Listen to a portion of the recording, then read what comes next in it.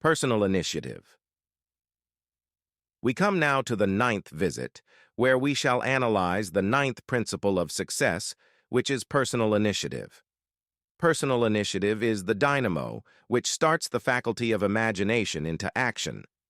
In the process of translating one's definite major purpose into its physical or financial equivalent. If you aim for success above mediocrity, you will need to learn to act on your own personal initiative because your success is something which you must achieve for yourself without someone telling you what to do or how to do it. Incidentally, Cyrus H.K. Curtis, the former owner of the Saturday Evening Post and one of my collaborators in organizing the Science of Success philosophy, was responsible for a motto on personal initiative of such great importance that I want you to have it. Said he, "There are two kinds of men who never amount to much, those who cannot do as they are told, and those who can do nothing else." Of course, Mr. Curtis's implication is very clear. He implied that those who amount to something worthwhile in life are those who move on their own personal initiative without being told what to do or why they should do it. The men who stand out in the minds of the public as the greatest successes from the days of George Washington on to the present are those who chose their own occupation, business, or profession and moved on their own personal initiative in achieving their purpose. And those who are getting ahead most rapidly today, no matter in what position they began, are those who promote themselves to a higher place in life by acting on their own personal initiative. The habit of personal initiative not only inspires one to move on his own responsibility, but it also influences him to carry it through until he completes that which he undertakes in a manner of pleasing to all concerned, because he knows that a winner never quits and a quitter never wins. And right here is an appropriate place to say something I perhaps should have said before, namely, that a big success is made up of a great number of little circumstances, each of which is so small and seemingly insignificant that most people pass it by as not worthy of notice. Some may think, for example, that the habit of personal initiative is unimportant, but we have only to take a look at the record of some of our greatest successes to recognize that personal initiative was an important factor without which they never would have achieved success. For example, no one told F.W. Woolworth to start a 5 and 10 cent store. The idea was his own. He acted on his own personal initiative in putting his ideas to action and to live to see it yield him a fortune well above $100 million. My distinguished business associate, Clement Stone, started his insurance business on his own personal initiative with an operating capital of only $100, but he followed through on that same personal initiative and made his humble beginning yield an annual gross income of many millions of dollars. And it was that same habit of acting on his own personal initiative, of doing the thing he wanted to do, which inspired Mr. Stone to join forces with me in taking the Science of Success philosophy to millions of people throughout the world, and undertaking, which it is, believed may help more people to find their places in the world than has any other influence during the past 100 years. The habit of personal initiative was the chief trait which helped Henry J. Kaiser to build a great industrial empire and raise himself to a higher position in the industrial world. It was this trait of personal initiative which inspired Mr. Kaiser to pile up such an enormous record in the building of ships during World War II, despite the fact that he had never built ships before.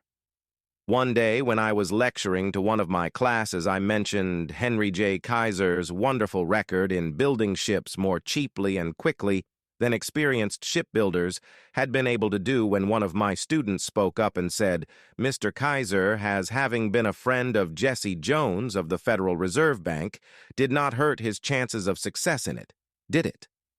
Well, for a moment it looked as if that question had placed me on a spot, but I soon recovered my composure and came back with this reply. No. In knowing Mr. Jones did not hurt his chances, but think of the thousands of industrialists, many of whom may also have known Mr. Jones, but did not use their personal initiative in getting his financial help. Personal initiative is one quality which inspires one to form friendships and to make contact with people who can be an aid to them in times of need.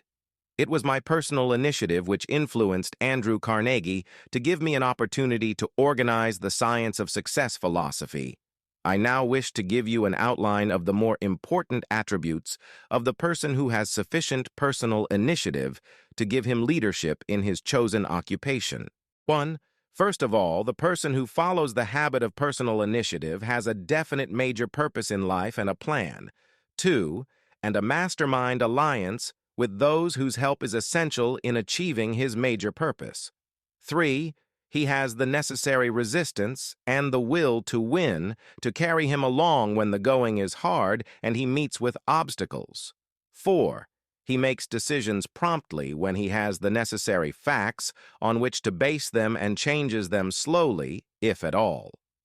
5. He follows the habit of doing more than he is paid for, and he does so in a pleasing, positive mental attitude. 6. He accepts full responsibility for everything he undertakes and never passes the buck when things go wrong. 7. He can take friendly criticism without resentment because he has learned to profit by it. 8.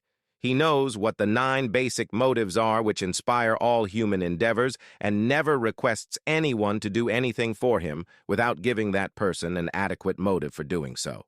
9.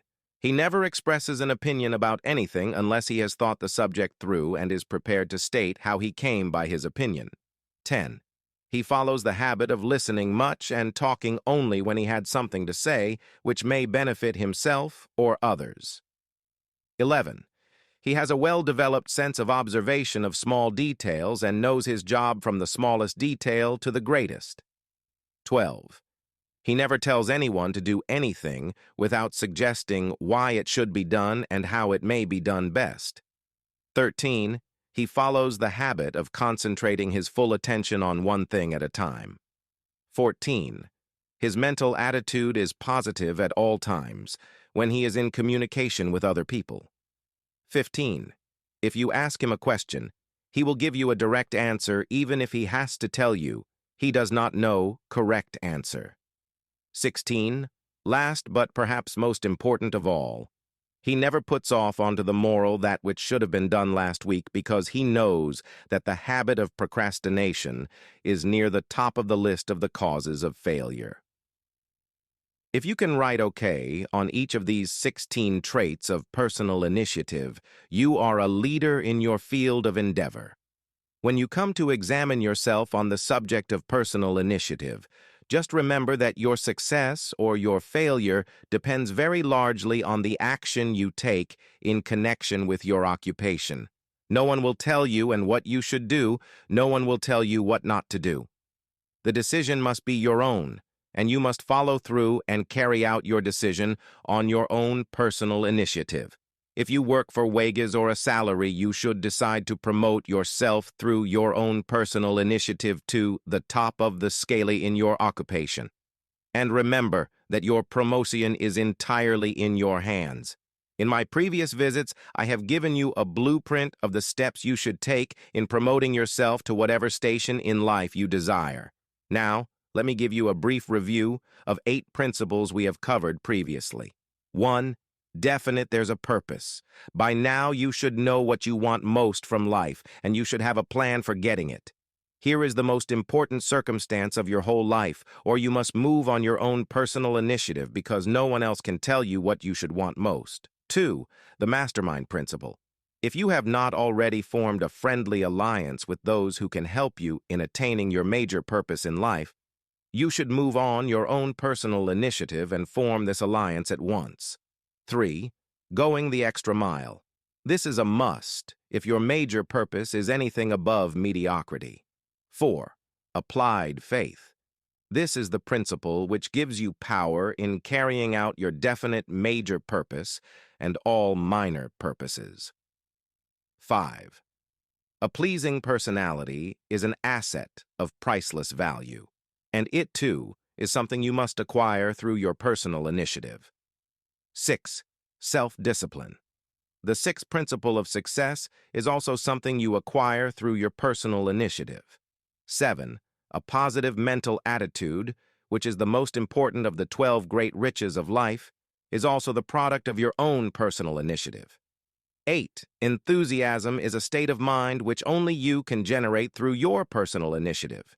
You'll see, therefore, that personal initiative enters into every one of the success principles.